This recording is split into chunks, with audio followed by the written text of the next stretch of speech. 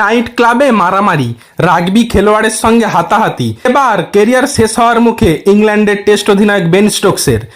তাকে নিউজিল্যান্ডের বিরুদ্ধে দ্বিতীয় টেস্টের দল থেকে ছেঁটে ফেলল ইংল্যান্ড ক্রিকেট বোর্ড।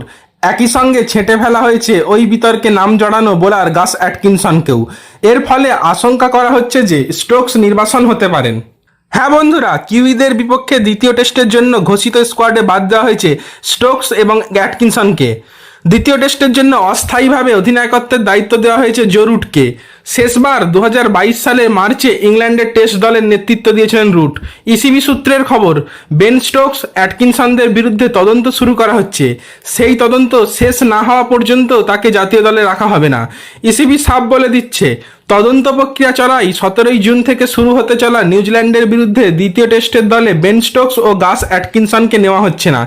যা খবর, দোষী প্রমাণিত হলে স্টোকসকে চিরতরে নির্বাসনে পাঠাতে পারে ইসিবি। বেন স্টোকসের বিরুদ্ধে অভিযোগ হলো, পানশালায় মদ্যপানের পর এক রাগবি প্লেয়ারের সঙ্গে মারামারিতে জড়ান তিনি। ঘটনাটি ঘটে লর্ডসে নিউজিল্যান্ডের বিরুদ্ধে ইংল্যান্ডের টেস্ট জয়ের পর। সেলিব্রেশন করতে লন্ডনের পানশালায় যান স্টোকস অ্যাটকিনসনরা। জানা গিয়েছে, প্রচুর মদ্যপানের পর ইংল্যান্ডেরই রাগবি প্লেয়ারদের সঙ্গে ঝামেলায় জড়ান দুই ক্রিকেটার। কিন্তু ঘটনা ওই পানশালাতেই শেষ হয়নি, পরে রাস্তায় মারামারির ঘটনা ঘটে, যা দেখে শিউরে উঠেছেন নেটিজেনরা। সুতরাং এই ছিল বেন স্টোকস ও গাস অ্যাটকিনসনকে নিয়ে আপডেট। এর পরের আপডেট হলো, কার্ডিফ 2005-এর পর মিরপুর 2026 সালে, অর্থাৎ 21 বছর পর অস্ট্রেলিয়াকে ওয়ানডেতে হারিয়ে ইতিহাস গড়েছে বাংলাদেশ। তবে ম্যাচের একটি মুহূর্ত নিয়ে ক্রিকেট মহলে শুরু হয়েছে জোর চর্চা।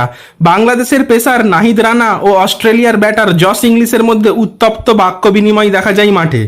ঘটনাটি ঘটে অস্ট্রেলিয়ার ইনিংসের 11তম ওভারের প্রথম বলে।